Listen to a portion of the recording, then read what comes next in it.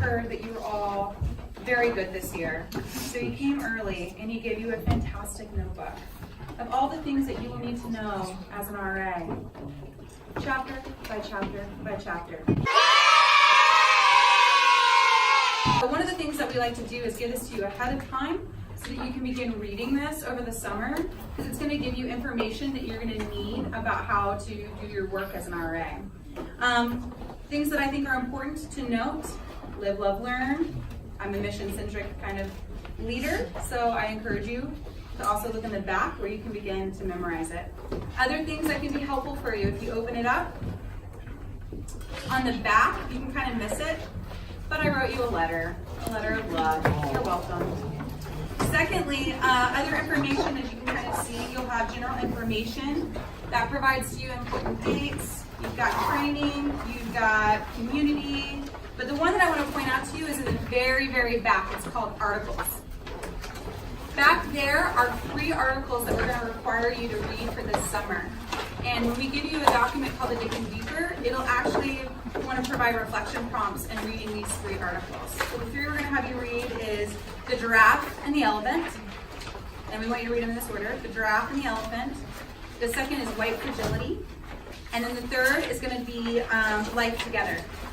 All right, and so it's, for us, kind of serving as a primer when we talk about living out our mission statement of cultivating a diverse and transformative community. We think that these articles can provide a good primer for where we'll go in our training when we head and meet together again in August. Okay, I just wanted to point that out to you. Finally, we do have, I do have some announcements that I want to make. We've had a couple different changes, and so just to let you know, Luke German, who was hired for VK, is going to be now in Clark Hall. And Riley Black was also hired to serve in Clark Hall. And Noah Johnson in the back was hired to serve in. And then also big news is I just got approved to be a reverend for the Free Methodist Church. Bands in my pocket, it's on me. Super stoked. This has been a journey for about 4 years, and so I had my interview and I literally got the call right on my way to meet you guys. So as Providence would have it, so I have an opportunity of serving as an elder. So you can call me Rebby for short. I'll take it. It's cool. It's a cool nickname. So anyhow, so that's it. So with that being said, I'm actually going to turn it over to our assistant director, Dan Taylor, who will talk more about our training session. It's my birthday. So we have the idea of this time, the next about hour, is a section we've titled Foundations of Residence Life. So there are going to be 4 stations that you're going to be in a group, and you're going to rotate to each of the stations, about 15 minutes per station. And there's going to be one talking about mission and vision of residence life with the amazing Shannon Ballroom. There's going to be a conversation led by our returning RAs. So people who have done this for a year, who you just get to talk a little bit about, like, what is this process like? What is it like to transition into this role? Then there will be a conversation about spiritual formation with me out on the patio there, and then a conversation about diversity and navigating hard conversations with Rachel and Thomas. The first part, talking about foundations of residence life. The second part, talking specifically about imprint and that experience of the team. So that's what we have ahead of us today. The idea is that it's interactive. It's a chance for you to ask questions, to be in conversation. This is not just a time to we want you to listen, but we want you to be participant in this time as well. Does everyone remember names? We want to make sure that you're remembering who everyone is. Can you just say your name real quick? Just Carter Caldwell, Sam Allensworth, Abby Cash, Keelan McDonough, Riley Johnson, Ethan Alasara, Phoebe Shea, Rachel Pace. Okay. And I'm Dan.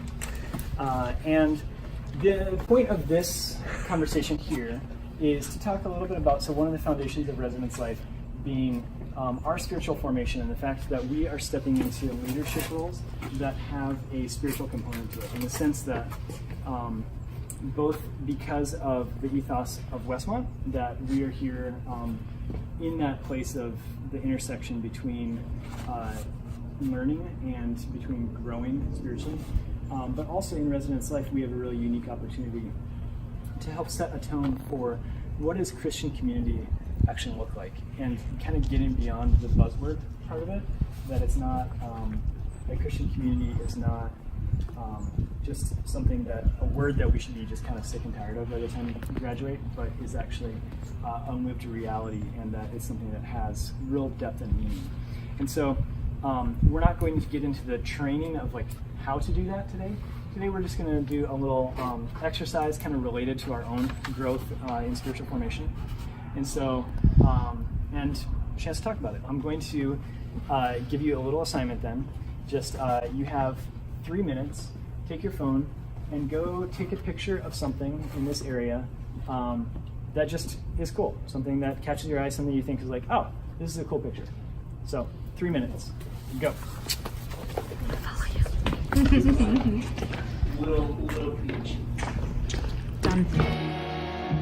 I'm gonna take a picture of the egg. It's symbolic. Us Page staffers like to team up and support each other. Good job, Riley.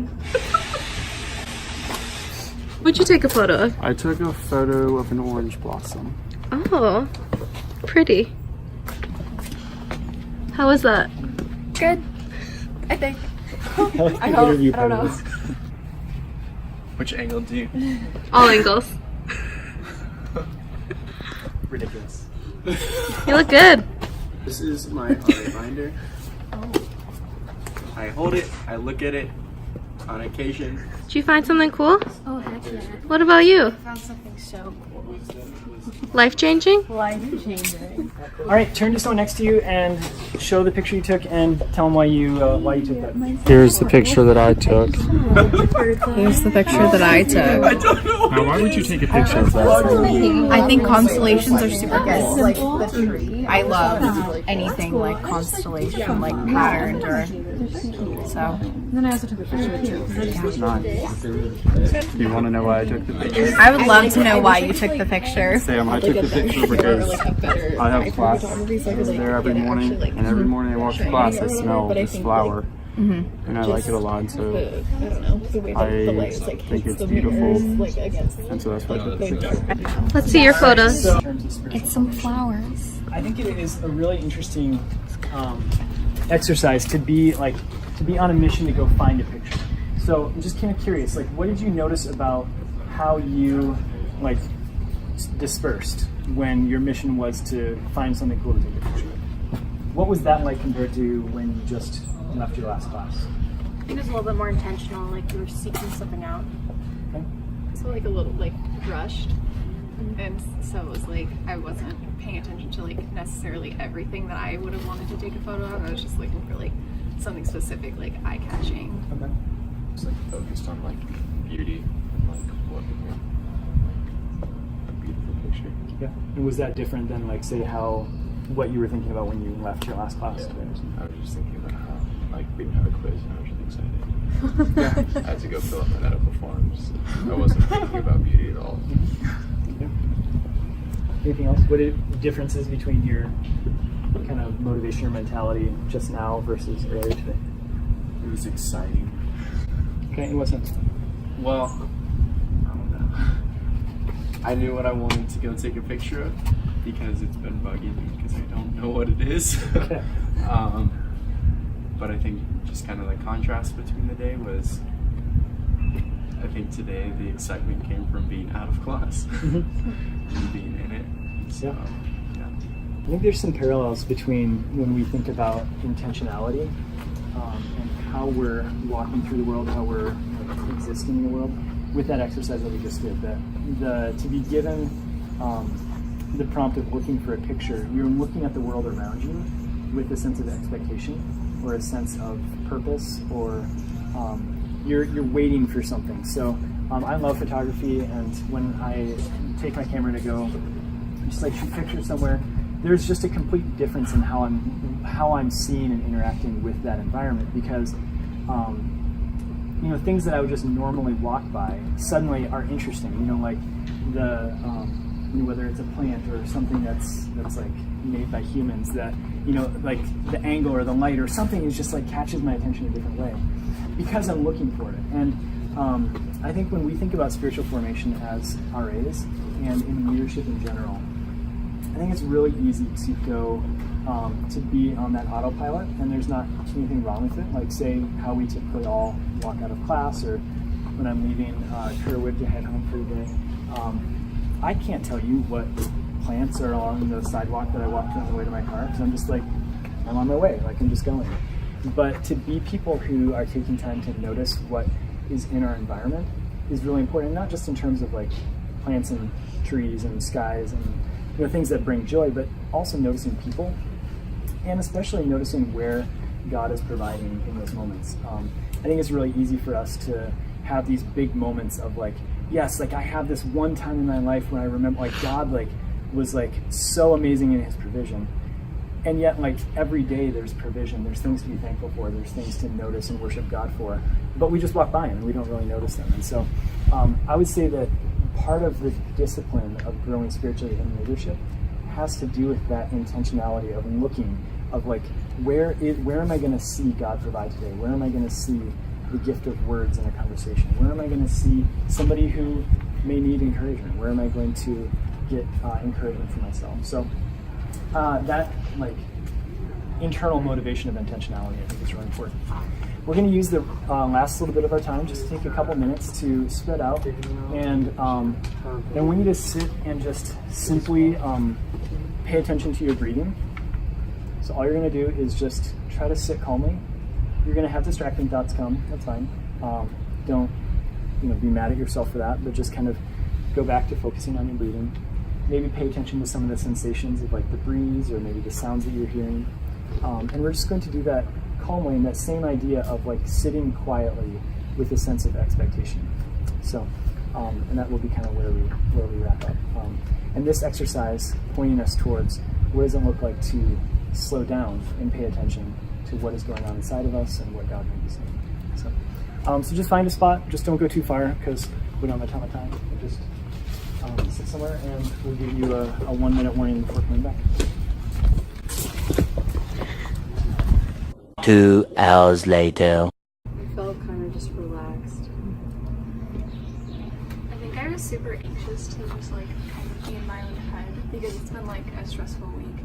So just like having that time to like sit and listen to the one voice that I didn't really want to hear all week was kind of intimidating, but it was like nice to kind of just be like, it's Friday, you're done, like what happened, and it'll be okay. That was really nice. I really wanted to like just do something active. It's been 40 days of no caffeine, and there's caffeine today, and I just feel like let's do something. So it was actually tough to like slow down. I felt at peace. Yeah, I think it's like more peaceful. All right, well, thank you all for jumping into this. You can go on to the next station. This is our station regarding diversity and navigating conversations related to that. And so I'm going to refer to a couple of the articles to help you guys understand there's like purpose in the different stations that we're going through. And so you guys came from spiritual formation, the sense of diversity, and then also we're wanting to, and then the giraffe and elephant article, that was talking about community. And so live, love, learn are the like mantras for Residence Life, but we're also thinking about who do we want to be about in terms of like the blood that's pumping through Residence Life. And so it's how are we building community, how are we growing and learning in our racial consciousness and becoming more culturally competent. So that's what we're talking about when we use the word like diverse, as well as thinking about socioeconomically, sexuality, how are we creating these inclusive environments. But then also we want to be about students and our own spiritual formation. This is our article specifically regarding community, but then also put in a lens of like thinking about it racially, like what would be the impacts of some of the things that you read in this article. And then the next one is white fragility, which I think it can feel like wait, are you saying like me as a white person I'm fragile, or what does this mean? But I think it's helpful to have context of even naming like what are the emotions or what are the things that are like rising up in people sometimes if you identify as a white person, or if you don't, like some of the things that you may see in having the conversation, because You can be honest that sometimes they're not the easiest ones to have. I think there's a lot of emotion that can be involved, and so I encourage you to read this article kind of just like open-mindedly, and it's okay if you react like, no, I don't do that, or you may be like, shoot, did someone just like read my diary? Like, that's like what I am thinking as well with that. And then spiritual formation, I mean, that's like wrapping up, that's part of who we are and what we're doing here at Westmont. So going back specifically to diversity, I think it's important that we do say explicitly that it is related to race, but it also includes other social identities. And I think, you know, like I mentioned, socioeconomically, I think especially here at Westmont, that's a really salient one and pertinent one here. So in terms of conversations regarding race, I think also we're coming off of like some significant conversations and things that have happened on our campus with this semester, but what has been helpful for you, whether engaging conversations, whether that's been more one-on-one or if it's been like classroom style or like going to like intercultural programs, what have been things that have been helpful for you that you feel like could be helpful for your fellow teammates? I think I like how, especially this semester, or at least maybe I'm more aware of it this semester, there's been a lot more like events that are focused on having a conversation about it, which like makes it nice for everyone to like come to a place where we can all like have the intentions of learning about something and growing in something together, and then like hearing someone that has more information and more understanding on it, and then like creating your own opinions and beliefs and understanding what you can do to be a part of that and contribute to it is very helpful. I think being friends with people of color and having them have conversations with you about like what's okay, what's not okay, and just being like more informed, like has made me think about different things, like, and how I'm trying to like not to be like calling anyone out, but like just like think about how I can go about a situation and how I can be like respectful of like everyone, and has made me think of things that I didn't think about before. And so my one friend has really helped me like be more like knowledgeable and I think respectful of others. I think just being open to listen has been something I've learned. I've had a few people just sit down and I didn't even say anything. I just kind of sat there and listened. And I think kind of a result of it was just like my heart was softened. And you know, I don't think I have any solutions, but I think I do. Like I'm aware. I think that's just a good place to start. I think a space where like people can feel comfortable asking questions is like so important, because there are things that we don't know and that like I definitely have questions about and are like uncomfortable with, but being able to feel comfortable talking about that. I had a conversation with one of my friends, and I think we were just like going on a rant about like something really stupid, and then he like bursts out in an angry rage and he's like, is it really that difficult for people to treat people like people and like for what they are? And like he was going on a rage about like something really dumb, but that kind of like stuck with me, because it's like you'd think that it wouldn't be that hard to be like go to a random person and just like have a conversation about whatever needs to be said and stuff, but everyone gets so like defensive. I think it's just their natural reaction. So I just thought it was like, I think that's been a learning curve for me. It's just like we're just all people, like regardless of like our socioeconomic status or like our race or what we identify as, like we are what we are. And it's like, I guess just be open to listen and have conversation and ask questions, just so that you are more aware about like your surroundings and stuff.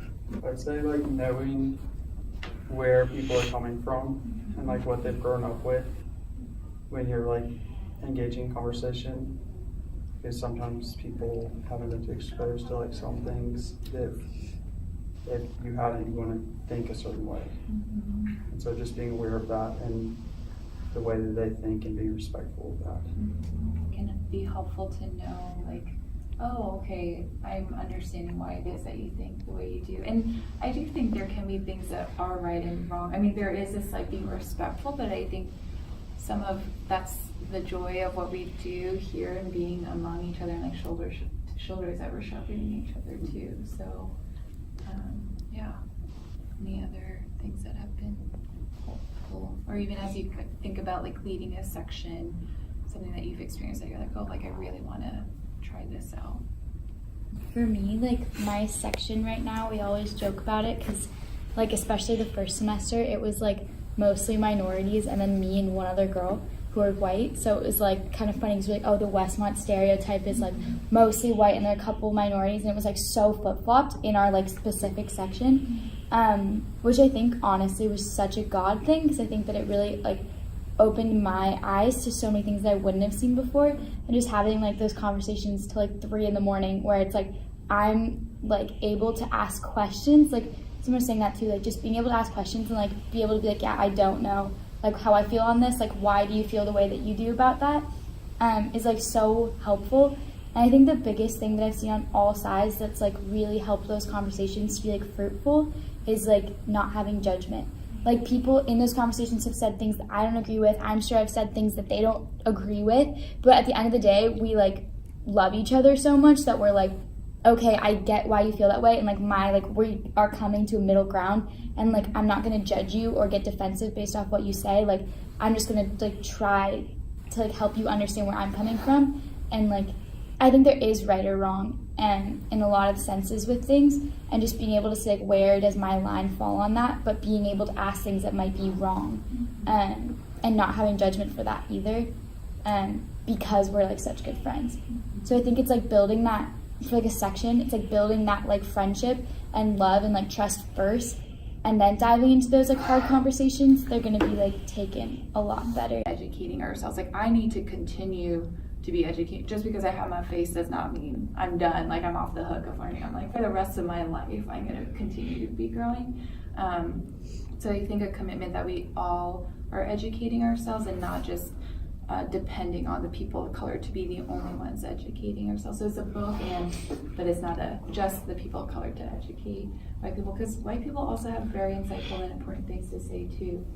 I think when we talk about privilege, and it could be in a variety of like identities, something that I want to encourage you is to think about stewardship of privilege and where you may be called to sacrifice. And what I mean by that is, if you do identify as white, there are certain privileges that you have as a white person, or if you're a white passing person. And I think there's a lot more negative connotation. And I mean, no one here was alive even 50 years ago, so you weren't the ones who came up with our like policies or institutions. So what I mean is like to steward in your privileges, like leveraging whatever privilege you have, like utilize it for the benefit and blessing for other people. And so privilege then becomes something that I think you don't have to feel guilty about per se, but you can actually use to bless other people. And then along with stewardship though, there's sacrifice, and that may mean in the places that we have privilege, we may actually be called to sacrifice. And that's something as a person of color, I realized, oh, yes, I'm a person of color, I'm also a woman of color. So I'm like, that's a double whammy, like, but that doesn't get me off the hook of I need to examine where do I have privilege. I'm able-bodied, I have an education, not just undergrad, but have my master's, being heterosexual. And so where there are places that I also need to kind of be mindful of. I think thinking about, we have resources here, I mean, among, like, look around at each other, like, these are resources, your artists are resources. And we also have different workshops or things going on campus, intercultural programs. I mean, I'd encourage you to, even if you have gone to something with intercultural programs, like next year, commit to like, I'm gonna go to one thing, whatever it is, or the next step. We have SCORE, which is Student Congress on Racial Reconciliation, which is at Biola. And that's really neat because you get to interact with other student leaders and then sometimes other RAs and having like these kinds of conversations. So thinking about even like, how do I have a section gathering of like bringing people to different workshops or things going on, or telling your secretary, hey, I'm gonna go to Next Step for Martin Luther King Jr. if you guys wanna come with me. Give you a place to do it in that way. And I think I will leave you with, because I think sometimes we just want to, okay, do the right things, what I shouldn't do, like the do's and the don'ts, but really it's endless. And I think what matters more is like where our hearts are at. And so asking yourself the question of why. I mean, we as like Residence Life, your supervisors, we're saying, hey, this is something that is important. We want to create diverse and transformative communities, but you need to have ownership of your why. Like, why is it that maybe you don't care right now and you're like, oh my gosh, I'm like so burnt out with like diversity talk. Like wrestle with that and ask yourself like, why is that? But my hope is that you can come to a place of asking yourself like, why is it that I'm actually going to care about diversity and inclusion when you think about the care of your residents? I'd like to argue that it's about your discipleship, about your sanctification as a follower of Christ, and that as we actually are being more mindful of those who are marginalized, even racially, it's creating this lens for us for a different context as well, related to gender, related to people in a section. Maybe it's just like someone's like really awkward, and like how you bring them into. So leave you with that to wrestle on a Friday afternoon of the why to engage in these conversations. How's it been so far? Good. How's it been? Oh, good. Oh, wow. Hi everyone. We miss you and we're excited to see you. Woo! Present. Yeah. This part is about mission, vision. And so the first question that I want to ask you a little bit is when you're looking at the mission statement, so you can pull out your RA notebooks, take a look at them. You've heard us talk about it. You've talked about why we're so, I love that. Thank you, Ethan. Well done. Good modeling. Did you see that, abroad students? Everyone just saw mission statement. Woo! That's right. Riley, Janet, and Luke. I think those were the only three. If I forgot somebody, I apologize. So in the mission statement, you've heard us talk about it multiple times. You've also heard probably themes and things that we've been discussing or talking about as a department. So I'm just kind of curious from your perspective. Two questions are, what are themes that are sticking out to you so far about who we are as a department? Or you can answer, when I look at the mission statement, I'm really excited about this. Like I'm excited to bring my strengths, my gifts to this as part of the mission. I'm excited to live with my section. I hope that it's just something that we can, do together communally.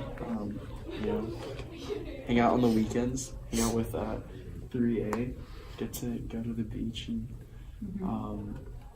just kind of see like the community grow and relationships develop between the students. That's what I'm really excited for. I really like the transformative community and like the idea that things like we're always challenging what we need to like grow on and like what we need to work on. And I think that's like a super cool part about like just life and being a Christian as well as like living communally with people, like making sure that we're adapting and being mindful of everyone, and that requires transformation. I really like just the phrase Christ-centered apprenticeship, and just like thinking about the ways that hopefully I'll be able to mentor my residents, but also like learn from them in like my walk with Christ.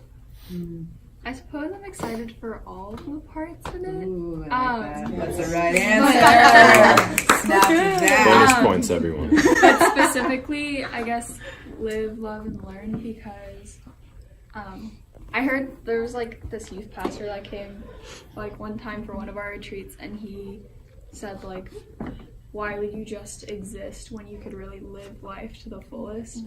And that like was like, oof, like doing me dirty, youth pastor.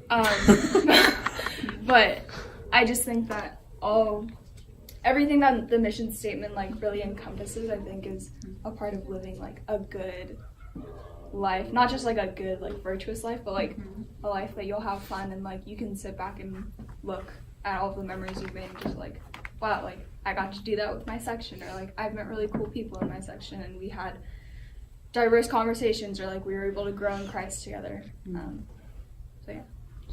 I think I really like when it says like where students can grow in their capacity to live, learn, love, like the grow in their capacity part.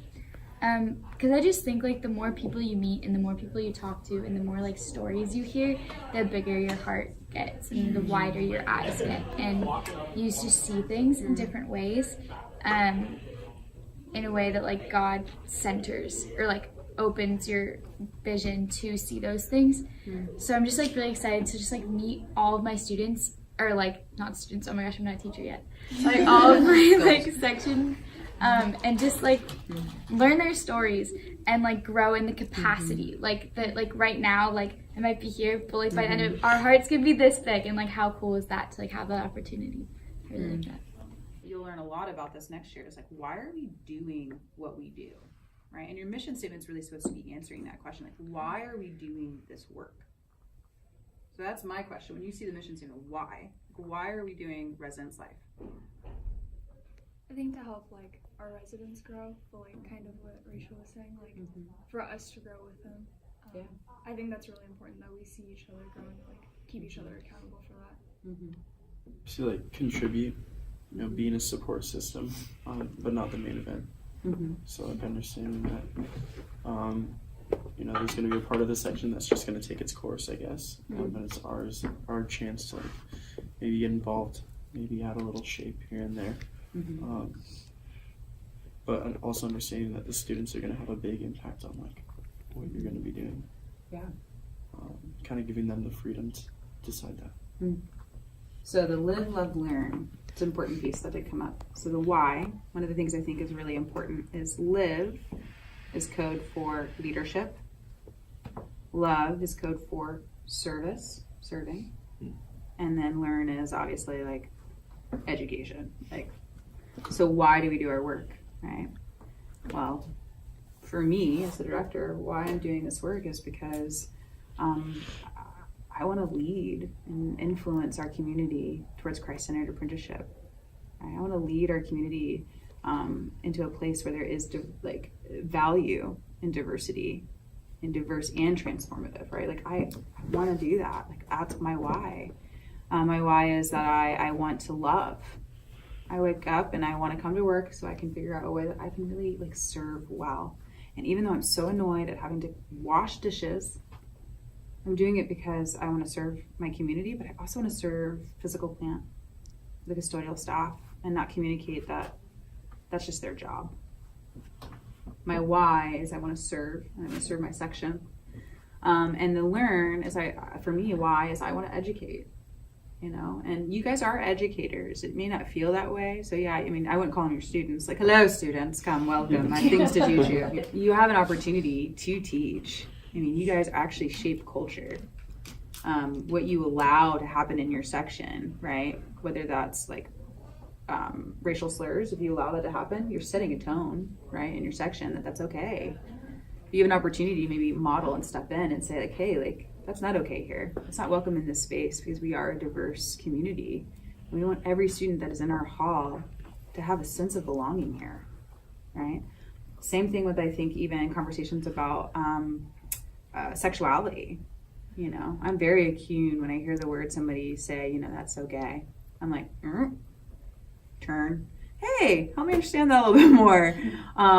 Because I'm aware that there may be people in this community that for them that's so painful. And I want them to have a sense of belonging. Like, you guys actually educate in the way that you confront and what you promote in your own studies and the way that you model studies. And so when we talk about mission or vision, for us, we don't want you to think like I'm in Residence Life and Shannon's going to give me a gift certificate if I like tell her the mission statement and I get my French press, That's great. Yeah, you do. Yeah, don't worry. Yeah, don't worry. I know I'm prepared. I'm going to have to buy like 40 gift certificates. Everyone's going to be like, we're ready for the mission statement. But I hope that it's more than that, like I hope that it's a space where you really do get to be reminded of like why, like we, me, the RDs, Dan, you guys are doing this work. I know that we're getting close to time. So one of the things that I've been thinking about our time, like future RA spring training is really designed to give you things to think about and to ponder. So when I was thinking about like, what do we need to ponder in this session? Not that you just memorize the mission statement, but I think, what is your why? Like, why are you doing this work? Like for you, it's like, I want to live life with people. But even to drill, like, it's not just about what you're going to do, like why. And take time this summer to really pray about it, write it out, because it's going to be important.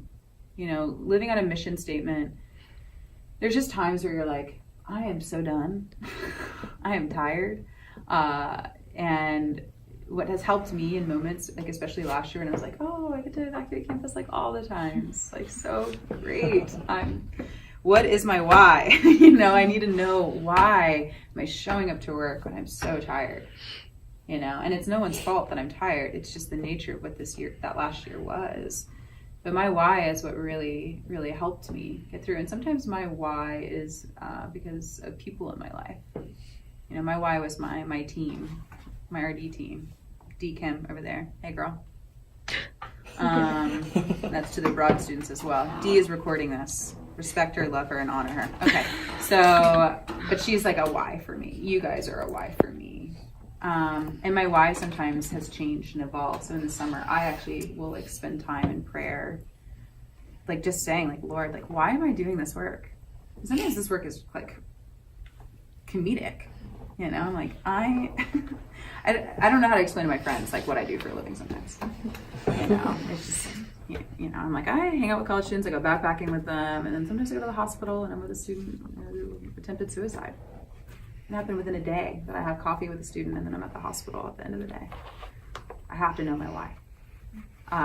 And it helps me, I think, stay committed in this work. So, I'm not sure how much time we have. I'm sure Anna will rotate us out, but when you hear that, what are things that come to mind for you? We watched this video last semester, just like about know your why, and it was talking about how like your what doesn't matter as long as you know your why. So that was like, I don't know, that's just what I thought about. Yeah. Was that Simon Sinek by chance? I think it was. Yeah. Yeah. He's like a coach. Yeah, he does a a lot of coach. coaching. Yeah. Simon Sinek. You will learn about Simon Sinek as an RA. We're big fans. Yeah. Big fans. Yeah. He wrote a book called Why Matters. So If you're doing some light reading this summer, there you go. he also did Why Do Leaders Eat Last? And I love that book. And what he talks about is he was really curious about the military and sort of this like people's like allegiance to like their team and their commander especially. And he found out that when you go in the mess hall, you only have like a certain amount of time to eat. And the recruits would go in and they all eat first. But like the commanders, like the sergeants don't. They wait and then they eat. So they may not even eat anything at all. But it's a part of their strategy of like leaders eat last. And so they make sure that their team who's on the field, who is doing the work, is getting that need first before they do. And it's just it's been a great book for me to think about in my own leadership. Like, what am I doing to promote my team and their accomplishments and their work and you guys, because it's about you. So Simon Sinek, he's a baller. I love him. Yeah, other thoughts? I want to grow. Yeah, I think, I don't know, when you're in positions of leadership, like the rate that you grow at is like tripled because there's so many more things that you have to balance, and there's so many different ways that you're challenged, but I think at the end there's like a lot of fruit that you reap. So I really want that. Yeah. I keep thinking about the idea of like sacrificial love.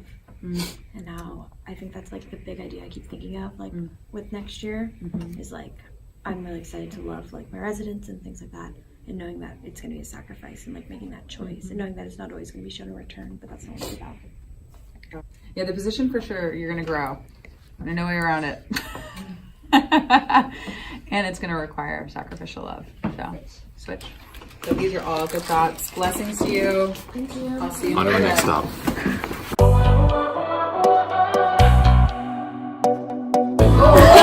The queen!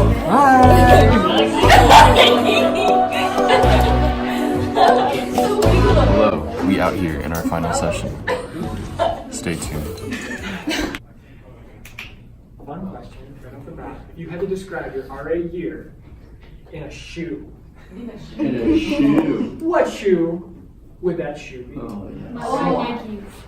Say what? My white Nikes. White Nikes. Why? I'm not wearing them. Because they were part of many journeys of mine this year. That's all. Are they still white at the end of the year? You know, they took me through Europe and now this year of life, so they're still alive. I can wash them. They're white again. It's great. They're like, they never wear out. I don't know. So Vibrams, toe shoes. They look like the most exciting shoe in the world, and so everyone got him. And then everyone started having gnarly feet problems, and it's like, oh shoot, you actually know how to, like, you have to know how to run in these if you're going to wear them. And so that was like, yeah. I got another deepish one. We'll see how deep we go. When you guys go on imprint, if you don't already have them, you're going to need to get a good pair of hiking boots. I have a couple pairs because I'm an avid backpacker. And the thing about boots is that they're going to suck unless you start breaking them in. In order to break them in, you need to use them consistently. And the more you use them, the better they're going to feel. That's kind of how Res Life is, you know? You got to keep on pouring into it, you know, take the time, put experience into it, and then as you slowly break in that shoe, it's going to become more and more comfortable to a point where you're just going to be wearing it every day. So,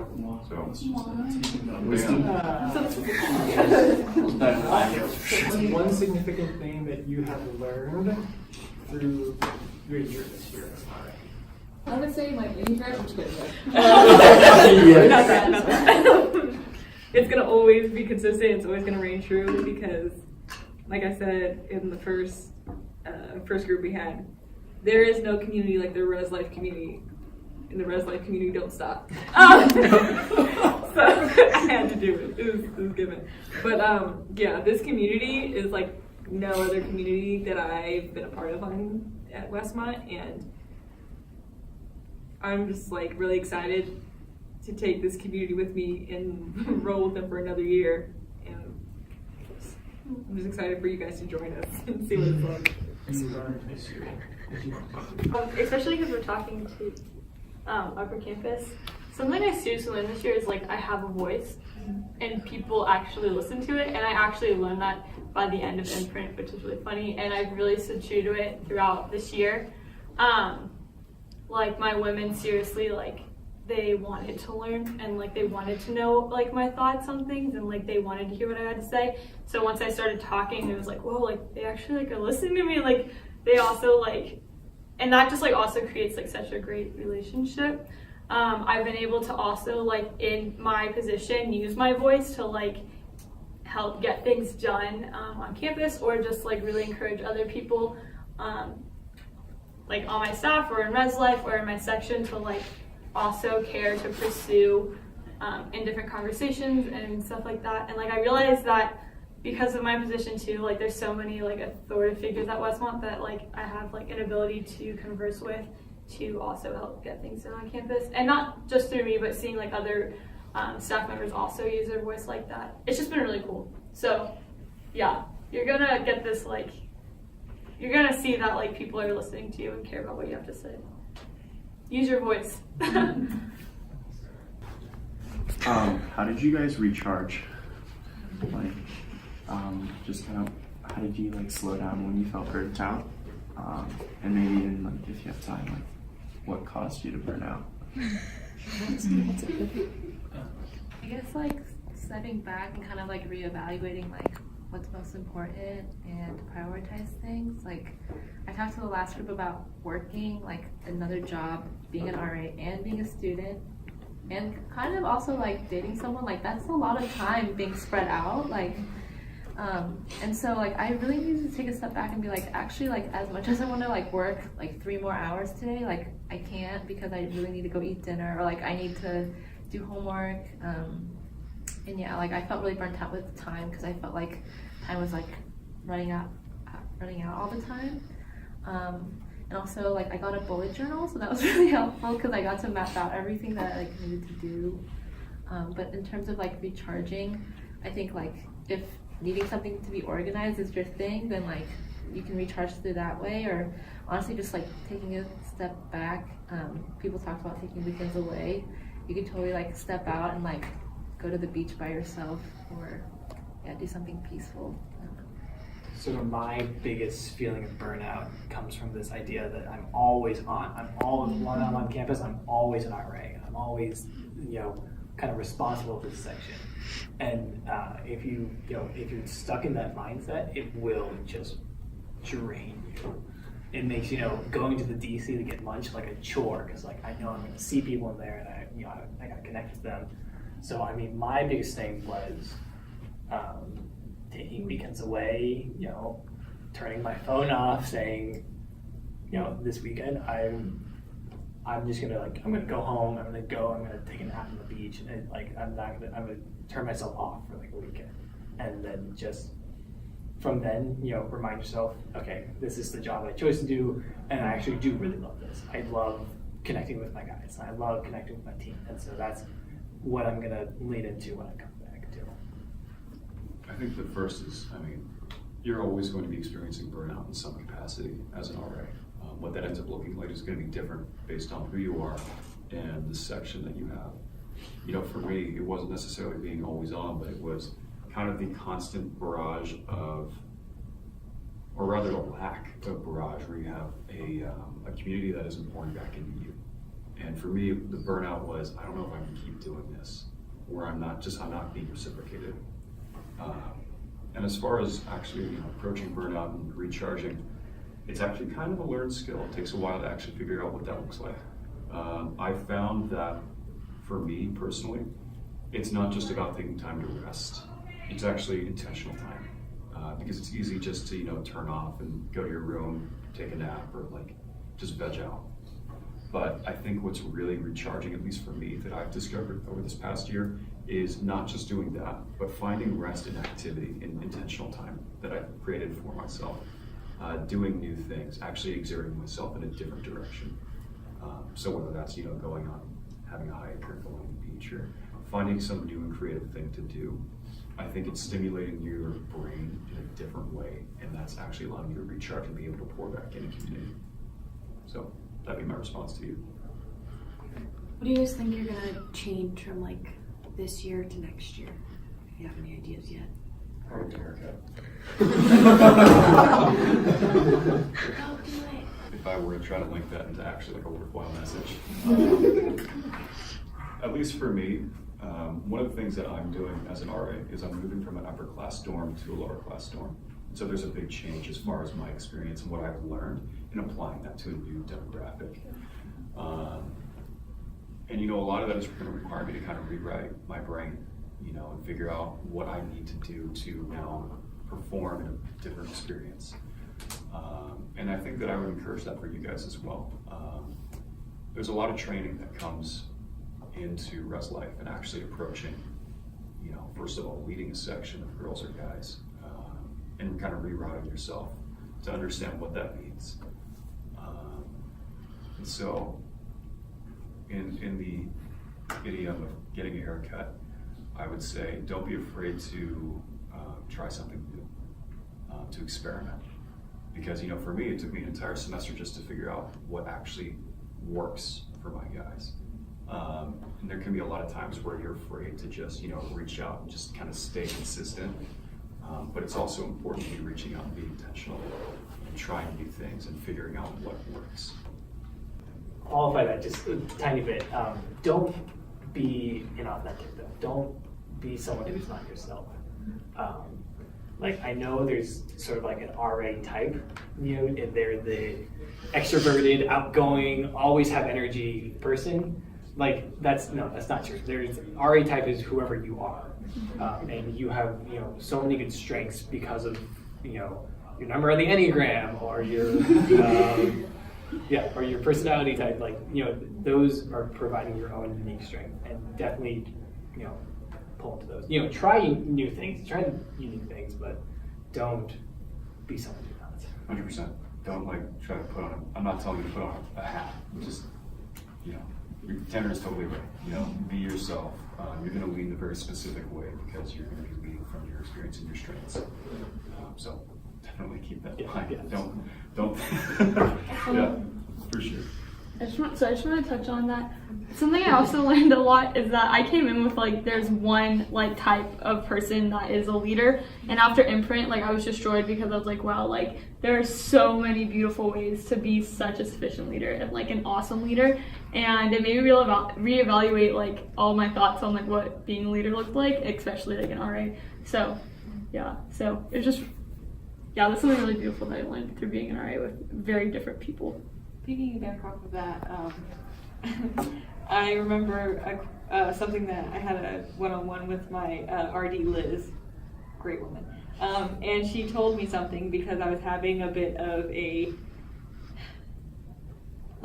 whether or not I did the right thing in becoming an RA and whether I was meant for this job and if I could actually complete it or do it. And I was telling her, I was like, Liz, I feel like I'm just not the right person for this job. I like made a mistake. I don't think I'm meant to be in this position. It's like I just feel like I don't fit the mold, and I'm just like so totally different from what is like the ideal RA. And Liz basically told me, she's like, don't say that, because by you saying that you shouldn't be RA, you're disrespecting all the people who vouched for you and thought and saw potential in you, and just knew that someone like you had to be an RA and someone like you would reach students in a way that other people couldn't. And it hit me real hard, and I sat there and I was like, well, wow. So by you don't try and act like somebody that you're not, because by you doing that, you're just going against everything. You're going against the person that people saw in you and the potential people saw in you.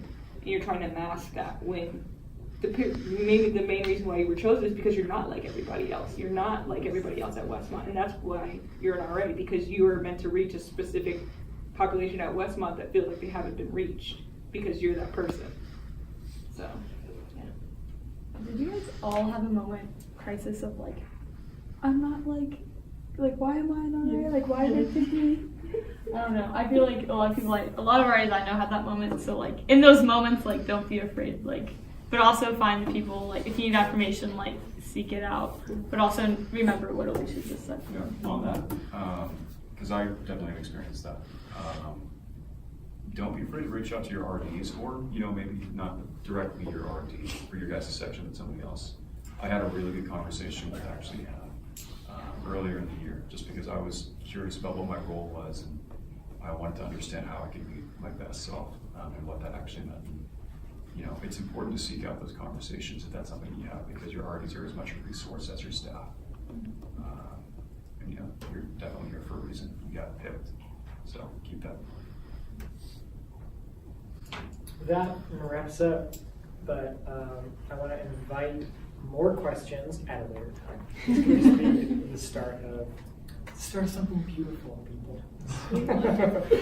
Okay, what are your thoughts on this first Foundations of Res Life? I thought that last meeting was like really insightful, because I feel like everyone's kind of like a little nervous and doesn't really know what to expect, but hearing it from the veterans just makes you feel better. Yeah. Did you feel good, guys? Yeah. Grab the coffee and the knee-high sauce. It's time to get to work. It's crazy. How are you guys feeling? Great. Rested. Wow. Hello. I'm the German extension, yeah.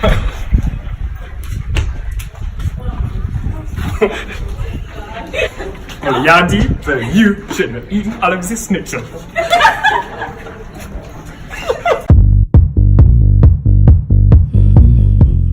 We're going to talk a little bit about it, because imprint, while a very cool part of the RA experience, is challenging, really, probably for everyone, and can also be pretty anxiety-provoking for some people, because it can be new, it can be different, it can feel dangerous, it can feel very much outside of your comfort zone. So we want to take a little bit of time to prep you for what this is, and then hopefully the goal of this time is to give you a little bit of context for what imprint is, and then also hopefully, if it is something that you're feeling anxious about, hopefully you'll have some a little bit more solid things to just kind of rest a little bit easier about. So, why imprint? Why do we do this? There are a lot of reasons, and they part of it is we'll get into the goals of like what we're trying to accomplish, but at its like the biggest level, imprint is a chance for us to, when we first come back together to start this amazing race of a year, the kind of energy that's going to go into this RA experience, to be together with a team of people and to enjoy some of the pause that comes without having anything else to do besides be present in that moment. So that's kind of the big picture. There's all sorts of things that are part of it: leadership, self-confidence, community-mindedness. These things will come out through various aspects of the program. So we don't necessarily need to get into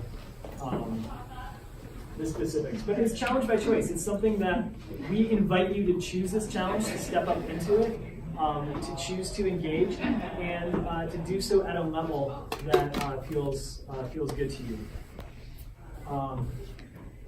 There's some of the language we use is that we talk about our comfort zone, like what is it like daily life, what our normal comfort zone, and sometimes that it's where learning happens is when you step into that stretch zone. So it's outside your comfort zone, but it's not necessarily in a panic zone.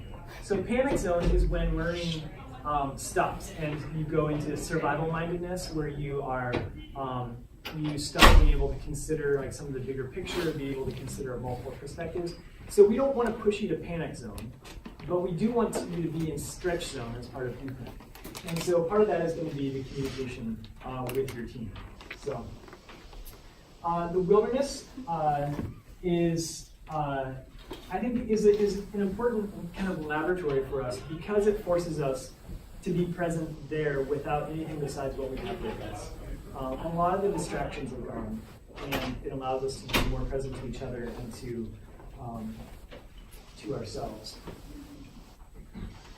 So, goals of imprint. All right. Well, there's the obvious goals that are listed here.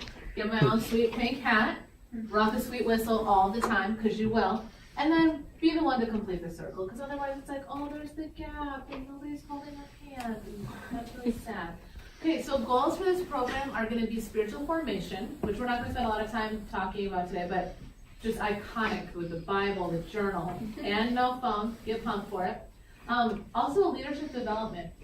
So you'll have an opportunity to be stretched and to try new things and to lead your peers, and it may feel uncomfortable, but it's going to help develop you as a leader. And then we also have a goal of challenging you physically. So recognizing that part of being an RA is physically demanding. You will get really, really tired, and this is an example of, hey, we're going to challenge ourselves physically, but we're also going to model what it means to have rest. And yes, key elements, please just embrace all that humor right there. Okay, so you're going to get to learn all sorts of wilderness skills. You're going to get to look at some of the equipment in a little bit here. You also will have the opportunity to go on an overnight solo. You, Jesus, and your journal. It's going to be great. So just to mentally prepare, that's going to be one element of the program for you. You'll also get the opportunity, like Trey Rutherford in this picture, to be the leader of the day, where you get to be making some decisions about what time your group gets up, when you eat your meals, where you're hiking, all of that, to give you the opportunity. And then everybody gets to go on imprint. Are you talking more about this? Okay. So there may be times where somebody is not able to join the imprint experience that we have up in Sequoia.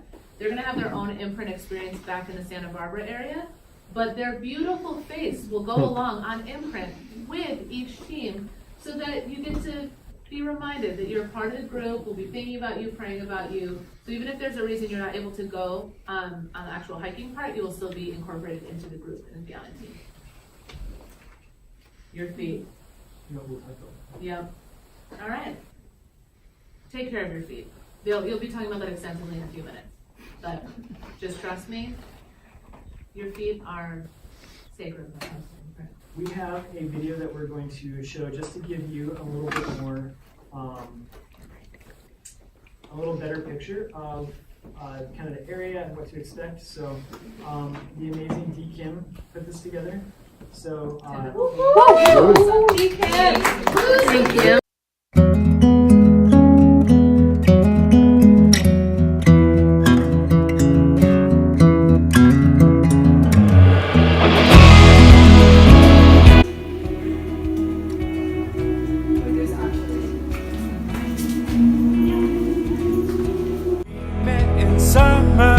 I still remember you were so lovely that I felt ashamed. I was still picking up the pieces from all the ways I broke it. I'm sorry you had to see me this way, but I want you so bad that I'll beg you to stay. Maybe it's settled, honey, it's settled. You are all I want. Maybe it's settled, I promise I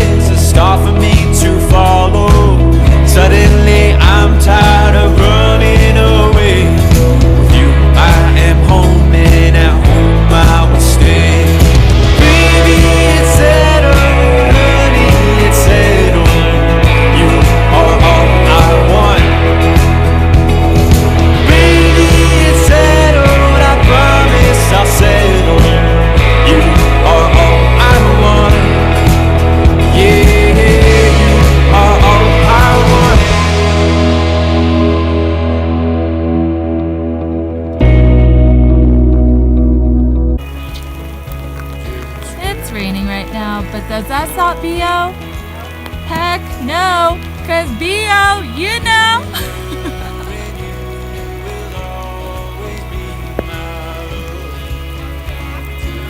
Is the rain stopping you, Abby? No. What about you, Joy? No.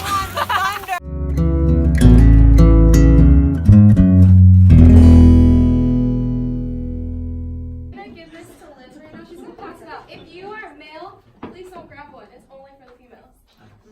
The reason for that is females get to deal with different things out in the woods that you males don't because of our different parts that we have.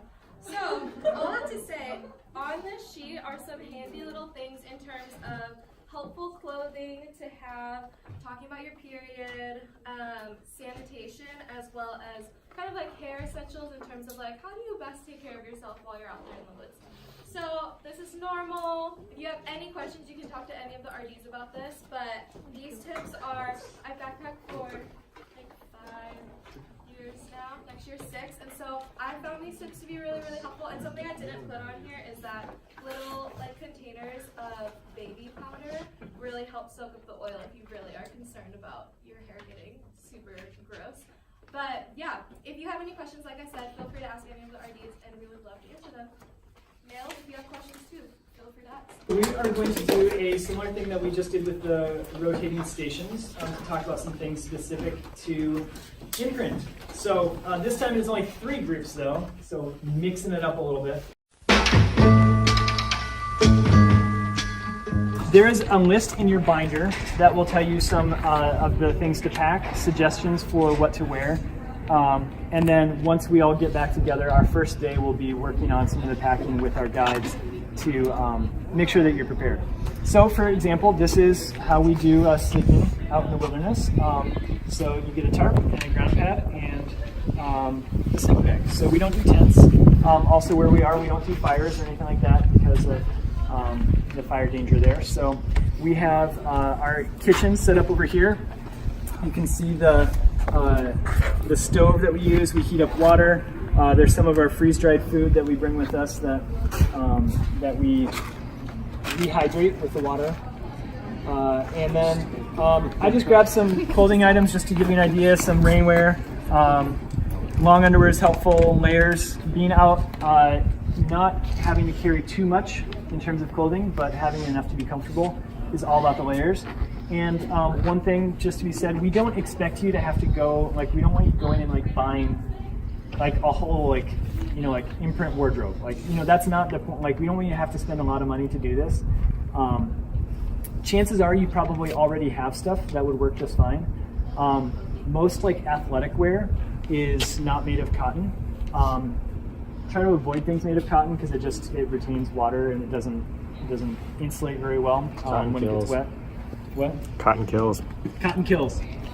So most like synthetic clothing is great. So you can buy things, you know, that are like great like layers that are gonna be helpful. But again, you probably have things like that. Just check the tags and see. So you know, so I'm modeling my imprint gear here. So I have the hiking pants with the boots.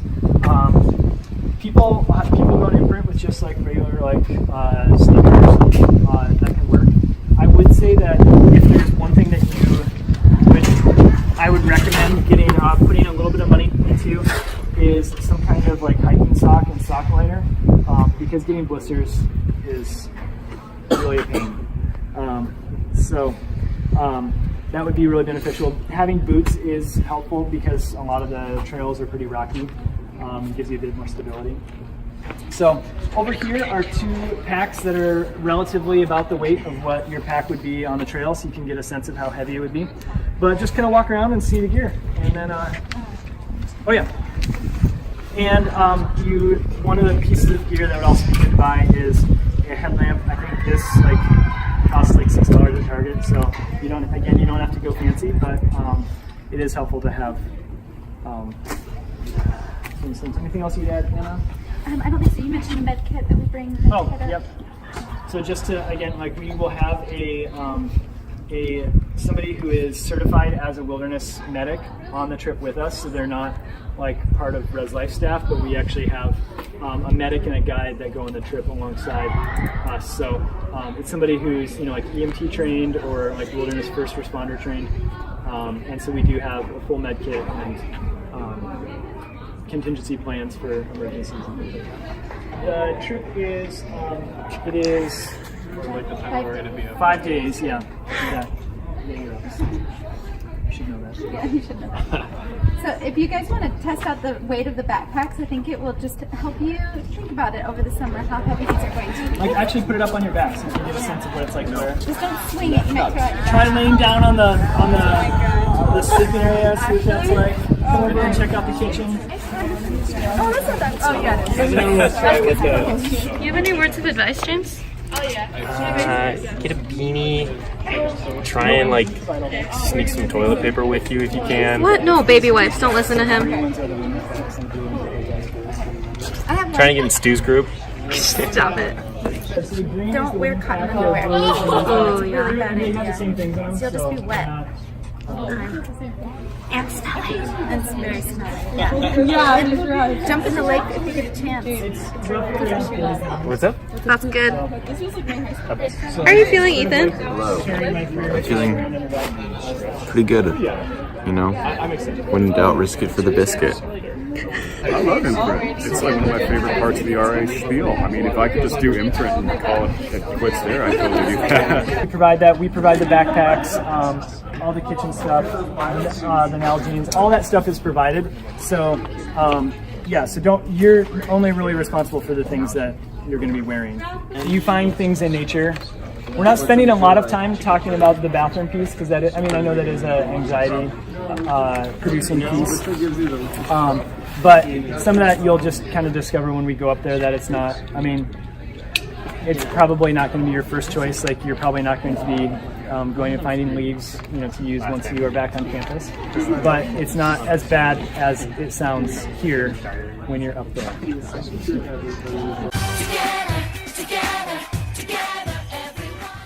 Come on in, everybody. Welcome to your team building exercise. Like everything in education, I would say, and residence life, and you guys have probably been part of a team building exercise before, it requires you to opt in or opt out. So I'm just going to ask you, are you guys up for doing team building exercise with me today? Yeah. Do I have okay for you? 100%. For these couple minutes? Yeah. Awesome. Okay, so I'll describe what we're going to do, and we'll, of course, talk about it later.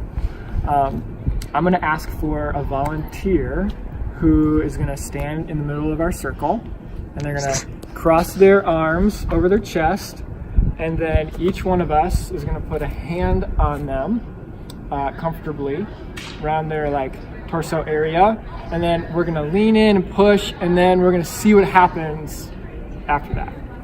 Is there anyone who would like to volunteer to opt into this circle? I can do that.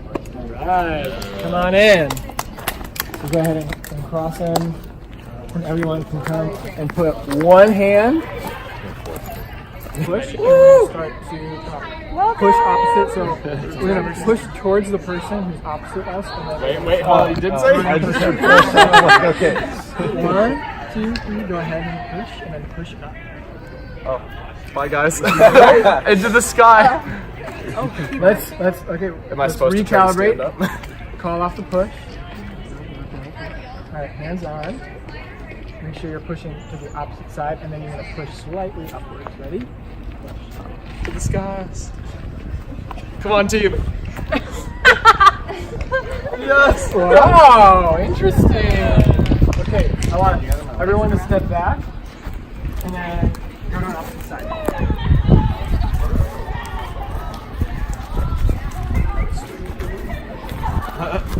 Hands on. Maybe a little bit lower. Oh, sorry guys. 1, 2, 3. To the skies.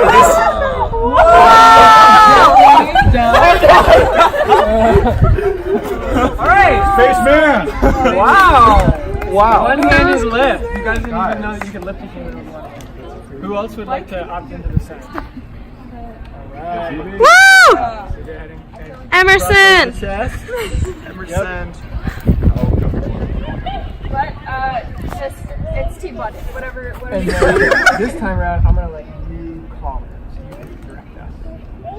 Oh. Okay. Get ready to leave. Wait, so I think it was like you push in the opposite direction of you and then slowly lift me up because I'm scared. Yeah! Okay, you can let me down now. Who's so who else would want to give it a go? Dee, do you want to go? Oh, yeah! While you're recording, dude. Take Yeah. care. You have to hold. Oh, yeah. Well, just hold on. They need to see you. Hey, if you knew, this has been the person behind the camera the entire time. Cross your arms. We're gonna send her flying. You tell us when. Okay. And To the skies. he's levitating. Well done, Dee. Okay, does anyone else want to give it a go? Hey, no, I don't.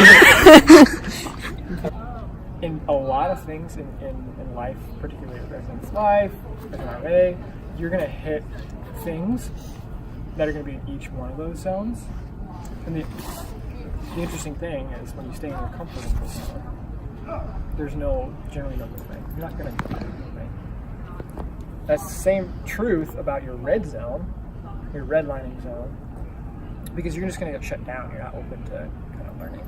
So that ideal zone is kind of right in that middle, and only you can opt in. So that's why it's totally okay. Another phrase that we use is challenge by choice, right? So this year you're going to be invited. Sometimes you're going to be pushed, maybe into a place where you think that you're in that red zone. If you're reaching that red zone, we welcome you to be vocal about that towards your supporting staff. But you're going to get the opportunity to opt in and challenge by choice quite a bit. This exercise, why do you think we chose this?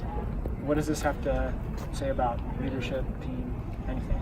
Because we're like physically representing lifting each other up, edifying and building each other up.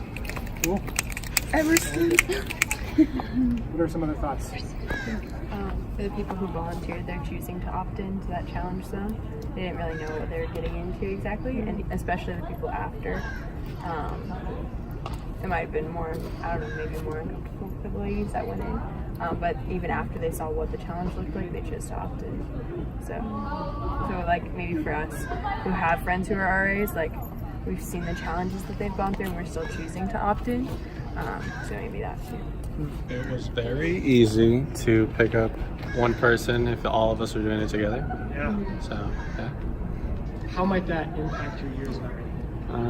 I think that building community and being in a community that can lift each other up, so not just like having a preference for one person to go to in the group, but having an equal amount. I mean, obviously there might be some like sort of leaning towards more, but I think just building relationships with the different people around in the group is going to contribute to an overall, I think, help, because I think everyone has something important to give and offer, and we might get that from the different interactions with the different RAs in our staff.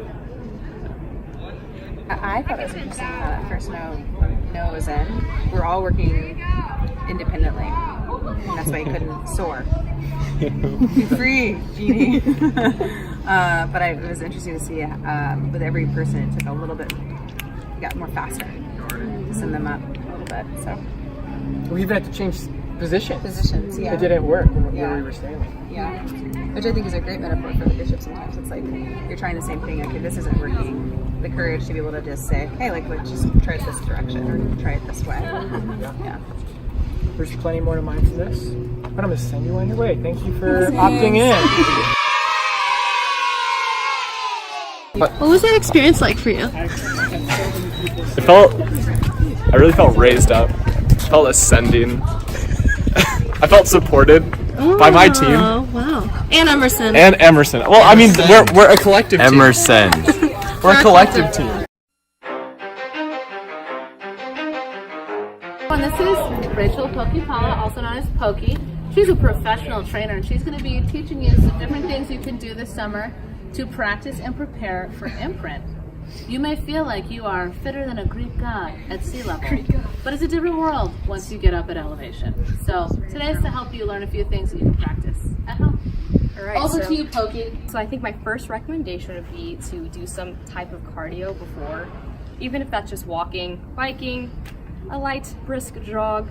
I would recommend it to get your heart rate up so you're not dying at elevation. Also a lot of water. So the first exercise I recommend is bridges. So let's do, or monster walks. So we can do monster walks first. So put these above your knees and find a partner that has a band. If you don't have a band, there you go. There you go. You guys go with a partner that has a band. Okay. All right. Squat on down, and then just do some, keep your butt like you're sitting in a chair, and then step in. Yeah, put the band butt down more and keep it down. Yeah. There you go. That was yeah. Squat down, and then you can do 3 to the side, 3 to the other side. Perfect. Do you feel it in your glutes a little bit? You can stay low, so you don't have to dip. Just stay low. Okay. Yeah. And then wait, what is my partner? You guys can just switch whenever. Oh, okay. Beautiful. This makes more sense. Bilateral isosceles. Nice. Yes, yeah. Let's go back all the way to concrete. You're almost there. You're doing great. I do it all. Focus. Remember the mission statement. Keep going. Remember the mission statement. Touch the concrete. Touch. Oh, brilliant. Go. You're gonna go on your back with the band on. Oh. I have an imaginary band. Oh. What's the band? And you're gonna do single leg, and you're gonna just extend up. And squeeze at the top, hold, and then back down. Above your knees. Oh. Yeah. You're gonna squeeze it up and Oh, sorry. I know. You can only do 3. Thanks, guys. Nice. Am I doing it? Yep. Yes. Stand up. Pull up. Oh, gosh. Good. I do need to work on this a There you little. go. Got him. So extend that leg and squeeze Yes. your glute. So good? Yes, Good. Lena. Yes, Jen. I think so. Yeah. Ah! Welcome to Court demonstrating the bridge pose. Today we're isolating the foggy lateral as in relation to the bilateral isosceles.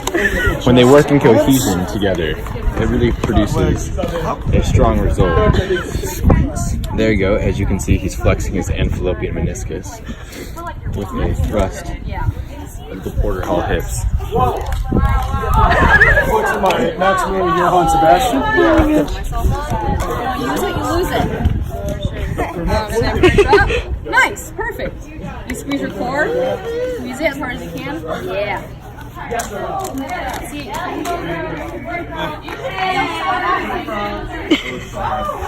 Woo! Nice. Call these Supermans. So you're gonna be on your belly. I don't know if you want to be on the grass or on the cement.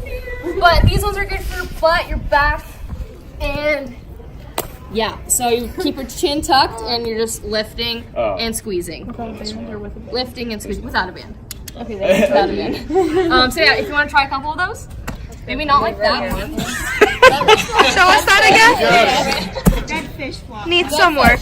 Is it my posture or? This is how you get good cake, everyone. Oh wow. I'm not doing anything. No. Sometimes I work out and I just do it all wrong to the point where.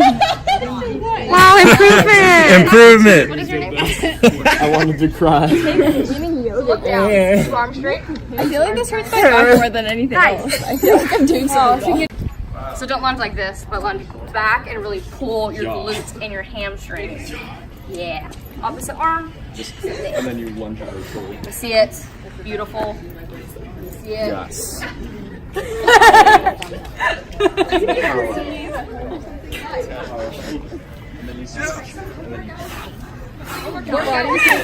Let me train you. Get it up. Yeah, you need to punch into it. Yes. You gotta want it. Yes. If you do enough, your quads will burn and you will get bigger quads. Yeah, those are some couple exercises I recommend.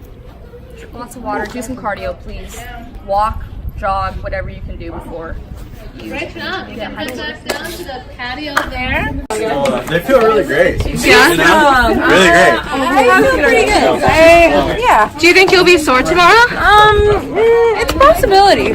Yeah. Okay. Sure. But I'm ready for imprint now. So. How about you? This has completely prepared us. I am ready for the work.